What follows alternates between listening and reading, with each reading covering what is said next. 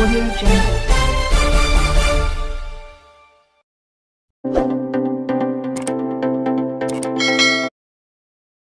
మన ప్రొద్దుటూరు ఎమ్మెల్యే గారి గురించి, నాకు ఎమ్మెల్యే మీకు ఎమ్మెల్యే, అందుకే మన ఎమ్మెల్యే అంటాను. పెద్ద ఆయన నేను చెప్పి వచ్చేది ఏంటంటే, ఇంతటి నీతిపరుడు, ఇంతటి నిజాయితీపరుడు అని సెల్ఫ్ డిక్లరేషన్ ఇచ్చుకుంటుంటాడు ఆయన.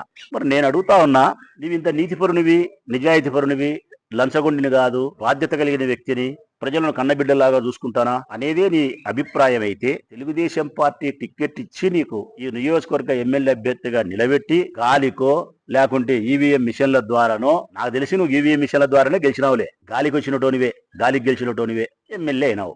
మరి ఏ తెలుగుదేశం పార్టీ అయితే నీకు టికెట్ ఇచ్చిందో, ఎమ్మెల్యే చేసేదానికి దోహదపడిందో ఆ పార్టీ ఆ అధ్యక్షుడే పల్లా శ్రీనివాసరావు గారు, తెలుగుదేశం పార్టీ రాష్ట్ర అధ్యక్షులు. నీ అధిష్టానం చంద్రబాబు నాయుడు గారు. వారే నీకెందుకు షోకాజ్ నోటీస్ ఇచ్చినారు పెద్ద ఆయన అంటానా నేను. నీకెందుకు షోకాజ్ నోటీస్ ఇచ్చినారు? వారం కిందట పిలిచి నీకు నలుగు పెట్టినారు. లోకేష్ బాబు దగ్గర నువ్వు చేసే రామాయణం అంతా చెప్పి శనిగిల లెక్కల కానుంచి స్టార్ట్ అయింది. ఏం పెద్దయినా కరెక్టేనా? తెలుసు అబ్బా వీరికి అని ఇప్పుడు పెద్ద ఆలోచిస్తుంటాడు. కరెక్ట్ గా జరిగిందే చెప్తానాడు వీడు. ఏంది ఈ మర్మం మీకు అట్లా ఎట్లా అని అనుకుంటుంటాడు పెద్ద ఆయన. ఇప్పుడు శనిగిల లెక్కల దగ్గర స్టార్ట్ అయింది మార్కెట్ యార్డ్ లో నీ అవినీతి, నీ కొడుకు అవినీతి. నీకు షోకాజ్ నోటీస్ ఇచ్చినాడు. ఏమని? నెంబర్ 1, ప్రజలారా, నీ కొడుకు అవినీతి ద్వారా నీ కొడుకు సంపాదించే డబ్బు అక్రమాలు ఎక్కువైనాయి. ఇందుకు నువ్వు పూర్తిగా సహకరిస్తా ఉన్నావు. నీ కుమారుని యొక్క అవినీతి సామ్రాజ్యానికి నీవే పునాదులు వేస్తున్నావు నీ ఎమ్మెల్యే పదవిని పెట్టుకొని. దీనికి సమాధానం ఇవ్వాలా. 2, ప్రభుత్వ కార్యక్రమాలలో నీ కొడుకు యొక్క పెత్తనం ఎక్కువైంది, ఉండాల్సిన దానికంటే ఎక్కువైంది. 3, నీ షోకాజ్ నోటీసులు ఏముండాయో నీ చేతనైతే బయటపెట్టు, ఏ ఉన్నాయి షోకాజ్ నోటీసులో. 3వది, గెలిచిన తర్వాత ఈ ప్రొద్దుటూరు నియోజకవర్గం యొక్క ప్రజల యొక్క బాగోగులు చూసే విషయంలో నువ్వు బాధ్యతా రాహిత్యంగా ఉండావు, ప్రజా దర్బారు నిర్వహించడం లేదు, ప్రజలు పట్టించుకోవడం లేదు అని ఒక ప్రశ్న ఉంది. దానికి నువ్వు ఆనే చెప్పినావు. నేను పెద్దగా నేను అందరికంటే ఊర్లో ఉండేది నేనే, ఎవరు ఉండారు ఊర్లో చించుతా, నేను 11కు ఆఫీస్కి పోతా అని చెప్పినావు. దానికి లోకేష్ ఏం చెప్పినాడు తెలిసిన? నువ్వు 11కు ఆఫీస్కి వచ్చేది నిజమే అయ్యా, 2కో ఇంటికి పోయేది నిజమే, 1కో నిద్రపోయేది. నువ్వు రోజు నిద్రపోతాను ఆఫీస్కి వచ్చి నువ్వేం చేస్తున్నావు? నువ్వు ప్రజా దర్బారు నిర్వహించింది ఏంది? నీ కొడుకు అవినీతి మీద, నీ కొడుకు ప్రభుత్వ కార్యక్రమాల్లో పెత్తనం మీద నువ్వు బాధ్యతా రాహిత్యం ఉండేదానిపైన.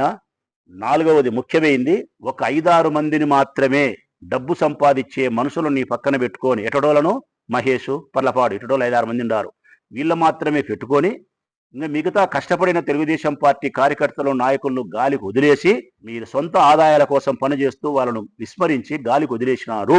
దీనికి సమాధానం చెప్పు అని షోకాజ్ నోటీస్ ఇచ్చినారు. నిజంగా వరదరాజరెడ్డికి చిత్తశుద్ధి ఉంటే సత్యం పలకమను, రాధాస్వామి మీద ప్రమాణం చేసి సత్యం పలకమను. షోకాజ్ నోటీస్ ఇచ్చినారా, ఇయ్యలేదా? ఇచ్చితే షోకాజ్ నోటీస్ నేను చెప్పినట్టు ఉండాయా లేవా చెప్పమను. లోకేష్ దగ్గర జరిగిన ఈ చర్చ అంతా నిజమా కాదా చెప్పమని. ఆయన నా కొడుకు నాతిన నీ కొడుకేం దాతృత్వం చేయలే, దాన ధర్మాలు చేయలే. మీరేమి మీ పార్టీ కార్యకర్తల కోసం లక్షల కోట్ల రూపాయలు ఖర్చులు పెట్టలే ఎన్నికలకు. నేను నా వాళ్ళని పెట్టినా, నా వాళ్ళని చూసుకున్నా. ఇప్పుడు నా దగ్గర 1 సెంటు భూమి లేదు. ఏదైనా 1500 కోట్లు 2000 కోట్లు అన్నారు, మీనాపురం అన్నారు. చూసుకోకపోయి మీనాపురం దగ్గర ఎకరా లేదు భూమి నాకు. ఇప్పుడు నాకు 50 ఎకరా భూమిని దెంకోవచ్చు మీరే. మొత్తం అమ్మి పాదగినే, ఎలక్షన్ల బాకీల కోసం అమ్మినే. నాకు సెంటు భూమి లేదు, బ్యాంకులో నా పేరుతో బొచ్చులు ₹1,00,000 లెక్క లేదు. ఈ ఎక్క ఫస్ట్ ఎట్టున్నానో రాచమని లెట్టన్నాడు. ఇప్పుడు భయమే లేదు. ఇట్లా ఉన్నా కూడా వైఎస్ఆర్ కాంగ్రెస్ పార్టీ కార్యకర్తలను సంరక్షించడంలో గాని, రేపు ఎన్నికల్లో మీ తాట తీసేదానికి గాని కొంప కూడా అమ్ముతా, నేను కొంప కూడా అమ్ముతా నా వాళ్ళ కోసం. మీరు కాలేజీ అట్టే ఉంటుంది, ఎస్ఎస్ మాల్ అట్టే ఉంటుంది, కామన్లో భూములు అట్టే ఉంటాయి, అప్పులోళ్ళు కూడా అట్టే ఉంటారు. ఈ ఊర్లో 1 సెంటు భూమి కూడా మీరు ప్రభుత్వానికి సంబంధించినది మీరు తీసుకోవాలని కొడుకు ప్రయత్నం చేయమను, అడ్డుకుంటానే ఉంటా. ఈ పార్టీని నీకు షోకాజ్ నోటీస్ ఇచ్చే నీ ముడ్డి కింద పుచ్చిపోయేంత పెట్టుకొని అవినీతి, ఇంకా ఎందుకు నీతులు శుద్ధులు, ఇంకా ప్రభుత్వ ఉద్యోగస్తుల దగ్గర పోయి దేవుని పటాల మీద ప్రమాణము. ఇప్పుడు మళ్ళీ మార్కెట్లో ఏవి నేను ఇప్పుడు టెంకాయ కొట్టాము, ఏదో మాట్లాడేంటే వాళ్ళ నా మీద 15 కోట్లు 20 కోట్ల మాట నేను కూడా వినలే. ఎన్నిసార్లు కొడతారు బట్ టెంకాయ నాకు తెలియక అడుగుతా. నేను టెంకాయ కొట్టినా, నేను వర్క్ తెచ్చినా, పని చేయించిన 20 కోట్లు మీ చేతగాక ఆగిపోయింది. ఇప్పుడు చేత అయితే పని మొదలు పెట్టు. ప్రభుత్వం దగ్గర నువ్వు బిల్లులు లెక్కలు తెచ్చింది లేదు, ఒక జీవో తెచ్చింది లేదు, ఏవి లేదు. అంటే స్పష్టమైనటువంటి ముఖ్యమంత్రి గారితో స్పష్టమైనటువంటి ఒక నిర్ణయంతో మార్కెట్ యొక్క పునర్నిర్మాణ పనులను చేపట్టలే మీరు. టెంపరవరీ ఒక 5-6 కోట్ల పని జరుగుతుంది, బిల్లు ఇప్పికుంటే ఆగుతుంది. బ్రిడ్జి పని ఒకటి జరుగుతుంది, అది ఎక్కడ జరుగుతుందో అది ఒకటి జరుగుతుంది. నేను స్పష్టంగా ఎమ్మెల్యే గారిని అడిగేది ఏంటంటే, నీ పార్టీ నీ అవినీతి పైన, నీ బాధ్యత రాహిత్యం పైన, నీ కొడుకు యొక్క అవినీతి పైన, నీ కొడుకు యొక్క ప్రభుత్వ కార్యక్రమాల్లో ఎక్కువ దూరడం వలన నీకు షోకాజ్ నోటీస్ ఇచ్చినారు. నీ షోకాజ్ నోటీస్కు ఎక్స్ప్లెనేషన్ అడిగినారు. ఇది నిజమా అబద్ధమా? నేను నిజమని చెప్తానా దేవుని సాక్షిగా? నువ్వు ప్రమాణం చేసి చెప్పు.